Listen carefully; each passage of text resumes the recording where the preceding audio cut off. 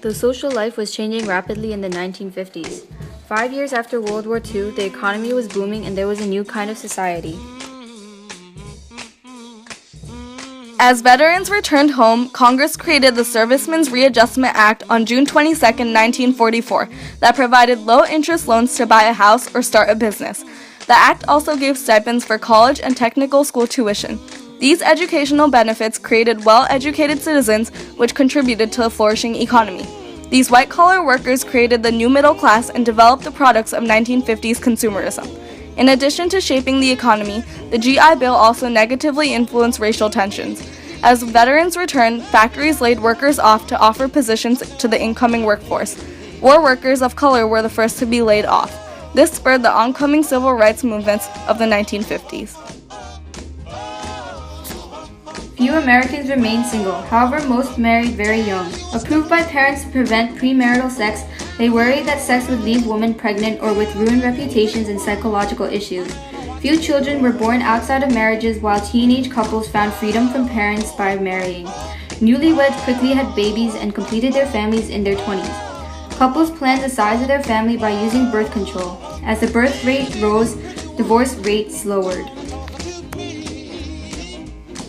During the Great Depression, young couples delayed marriage, which resulted in a decreasing birth rate. Over time, marriage and birth rates began to rise as soon as the war brought economic recovery.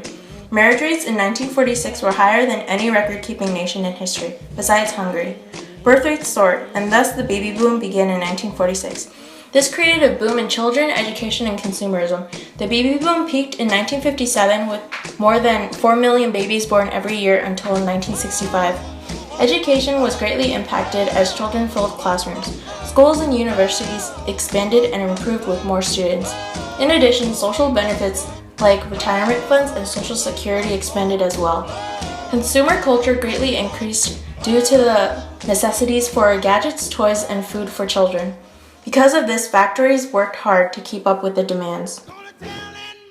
Although suburbs existed before World War II, afterwards there was a massive migration of 18 million into the suburbs. The mass production and assembly line created by William Levitt revolutionized house building in 1947 and was the catalyst in population growth of the suburbs. There are many reasons why people moved. Some left the crowds and noise of the cities, others left to move closer to city jobs from rural areas, and others left to move out of urban neighborhoods because black families were moving in. Many new suburban parents also desired more political influence and more control over their children's education. However, most moving into the suburbs simply wanted a house of their own at an affordable price of $7,990. Newcomers to the cities came seeking better lives and greater opportunities. With a strong economy and low unemployment rate, many gained a higher standard of living. However, many setbacks like discrimination and federal programs that helped middle-class Americans sometimes made poor lives worse. Adding to poverty, growing agribusiness pushed tenant farmers and owners off their land. Mechanization of farming left millions displaced. In addition, America's poorest people were the Native Americans, who received barely half of white poverty incomes. Conditions were made worse when the Eisenhower administration implemented termination of the Indian Reorganization Act of 1934, which allowed Indians to terminate tribal status and remove reservation lands from federal protection, prohibiting their sale. 61 tribes terminated between 1954 and 1960, enticed by the cash payments. Indians left reservation land for the city, joining other poor Americans seeking jobs and new lives.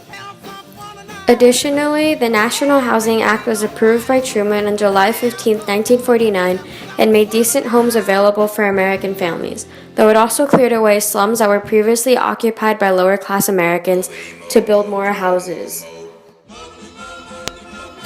In 1949, America was in the lead for weapons of mass destruction. However, this changed when the Soviet Union exploded their own nuclear weapon. Fear was apparent in all aspects of daily life.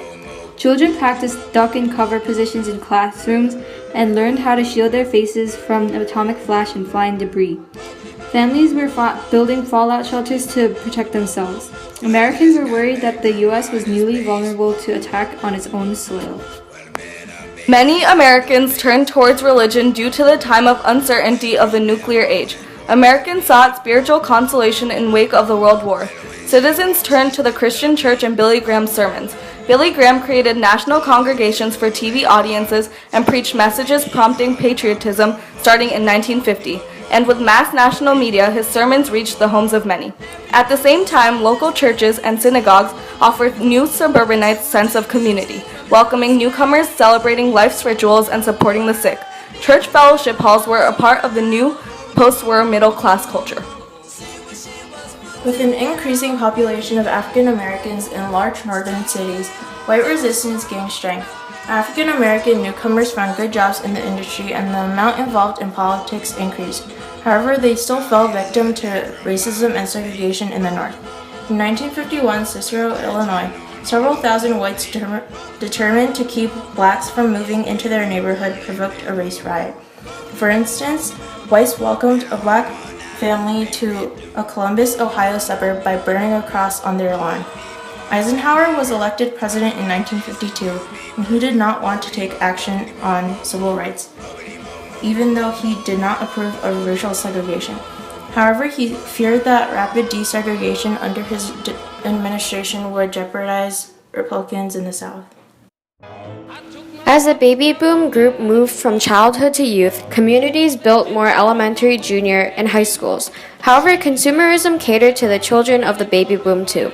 In 1952, Hasbro began manufacturing Mr. Potato Head, and children's fads launched multi-million-dollar industries for toys, including Mr. Potato Head, and national media helped to advertise new children's products. With an increasing middle-class population and consumerism culture, advertising affected a larger group of people, and a lot of purchases were made for these toys. Previously, the radio had been one of the main sources of entertainment, but it had evolved into the television. By 1953, almost half the American homes owned a television set. More households had TV than washing machines or irons. The television didn't only provide entertainment, it also provided the new conduct of the middle class. They found instruction and examples in mass media, and women's magazines helped housewives learn American recipes with national brand name products. Families on TV shows such as The Andersons on Father Knows Best and The Cleavers on Leave It to Beaver displayed the families eating dinner together at a proper dining room table. Parents guiding children without beating them, and the parents were always well groomed.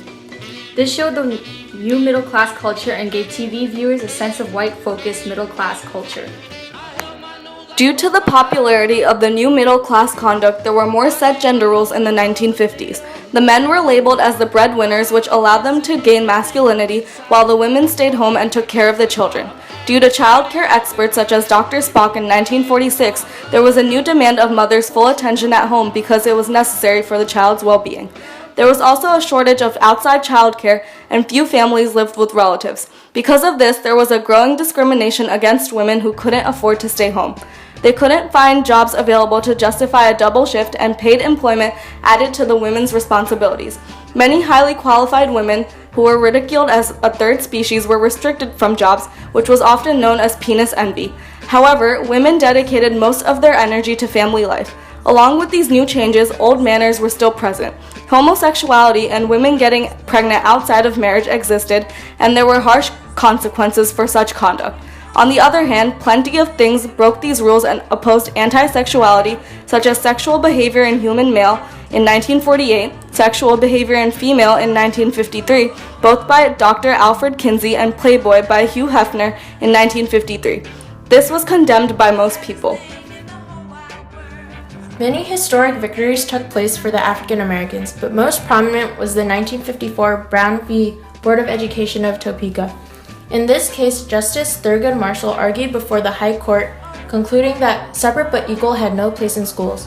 The unanimous decision of desegregation was written by Chief Justice Earl Warren and later energized African Americans to challenge segregation on many fronts.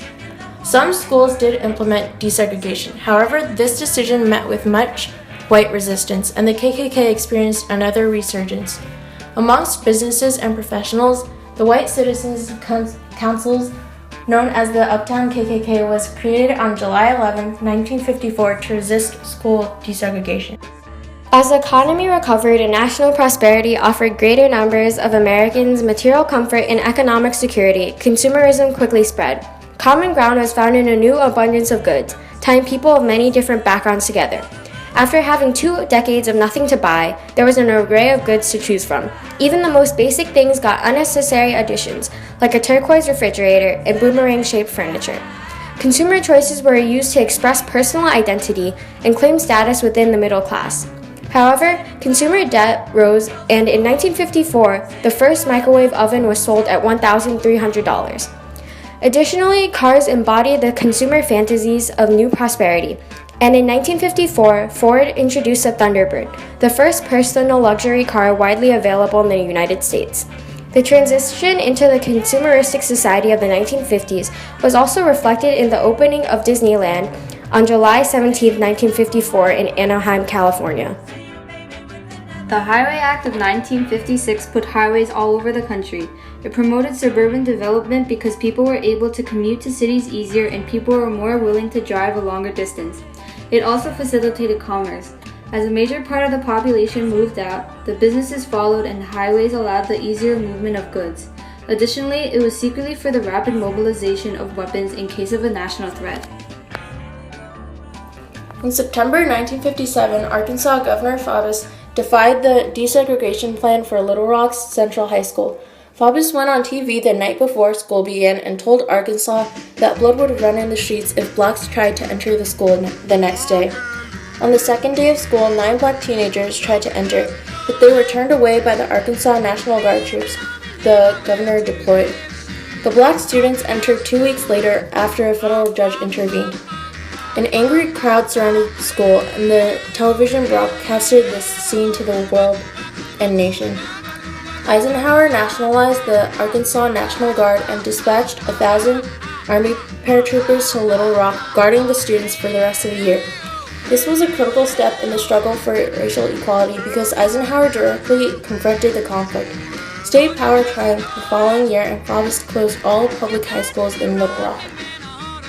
The Cold War had started to bring people's attention to the African American struggles for social justice while shaping the civil rights movement. The Soviet Union pointed out that the U.S. should not pose as a leader of the free world or condemn the denial of human rights in Europe if they couldn't practice equality either. New African and Asian countries refused to let the U.S. help them as well. Knowing this, civil rights leaders conducted different protests and events to defy the highly segregated society. To earn their credibility again, the U.S. tried to live up to their own ideals by passing the Civil Rights Act of 1957. However, this did not affect most of the country as they still segregated the African Americans and were highly racist and saw the criticism from the Soviet as an attempt to weaken the country. They were so intolerant of the blacks that corporations refused to sponsor a TV show on NBC that an African American named Nat King Cole starred on, although it had gotten millions of views. A year later, in 1957, the Nat King Cole Show aired its last episode. It was a decade before networks tried to anchor another show with a black man. The beginning of the new decade reflected the entirety of the 1950s as the economy thrived, more people owned homes and rented them, and the society was completely consumeristic. Consumerism was shown with Barbie, that was first introduced in 1959, and by 1960, 80% of American families owned at least one car and 14% had more than 2. The 1950s was a great time of social change and is described as the happy days for its great prosperity.